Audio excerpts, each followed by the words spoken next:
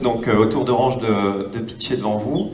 En fait, je pitch aujourd'hui pour le compte d'Orange Fab France. Orange Fab France, c'est le programme d'accélération d'Orange qui existe depuis 5 ans, puisque en fait, Orange et les startups, c'est une longue histoire qui a débuté il y a de nombreuses années. Et il y a 5 ans, on a décidé de normer, de processer, de créer vraiment un programme bien défini, avec tout un dispositif d'accompagnement, mais avec un seul objectif, qui est probablement le vôtre aussi, faire du business. Faire du business ensemble, c'est bien l'objectif du programme d'Orange Fab. Il y a 17 Orange Fab dans le monde, donc c'est aussi un vrai réseau. Il y a là où Orange est présent, en Espagne, en Roumanie, au Sénégal, en Côte d'Ivoire, mais également là où ça compte, il y a Orange Fab Silicon Valley, Orange Fab Tokyo, et j'en passe. Orange Fab France, donc c'est près de 100 startups qui ont déjà été accompagnées. Donc vous voyez, on commence à avoir l'habitude avec 2 appels à projets par an. Il y a un peu de fonds, un peu de mentorat, et on cherche finalement des startups pour les besoins d'Orange, mais principalement pour les différentes business units et également les filiales d'Orange. Je vais vous en citer quelques-unes. Orange Bank, donc on va chercher des startups autour des fintech.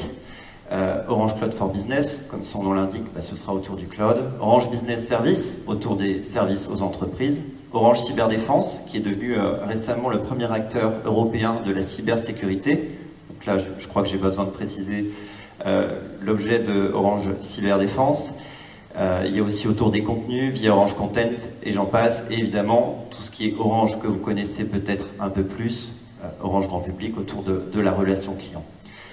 Les 3 sujets, cette année, qui nous intéressent plus particulièrement, c'est l'intelligence artificielle, avec ces 3 sous-thèmes qui vont être l'efficacité opérationnelle, au niveau de l'intelligence artificielle, de ce qu'elle peut apporter, la relation client, on peut citer par exemple les chatbots multiculturels, qui est un vrai défi, un chatbot assez simple, ça existe, il y a beaucoup d'offres sur le marché, par contre des choses plus complexes, c'est un peu moins évident, et même les GAFA n'y arrivent pas forcément très bien.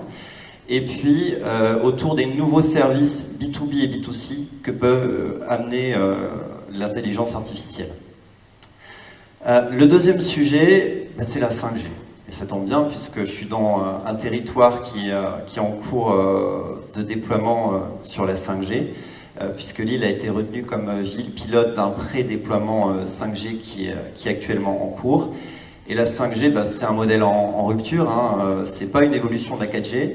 Et la 5G, ça va nous amener, du fait de ses caractéristiques, qui sont le très haut débit, vous en doutez, mais aussi la faible latence et l'efficacité énergétique, de nouvelles façons d'utiliser cette 5G, et du coup, que ce soit en B2B ou en B2C, de nouveaux cas d'usage. Et ça, on a envie de les découvrir avec vous et de les expérimenter avec vous, et surtout de faire du business autour de ces nouveaux cas d'usage. Donc tout ce qui est autour de la 5G, on les regardera particulièrement de près. Et puis, pour terminer, toute cette technologie n'a de sens que si elle est aussi bonne pour la planète. Et Orange se fixe comme objectif d'avoir une neutralité carbone. Pour l'instant, en 2050, on est une industrie qui est très énergivore, et toute la tech est très énergivore. Et donc, s'il y a aussi des startups autour de la green tech et de l'efficacité énergétique, on est également très intéressés. Bon, voilà, je me tiens à votre disposition.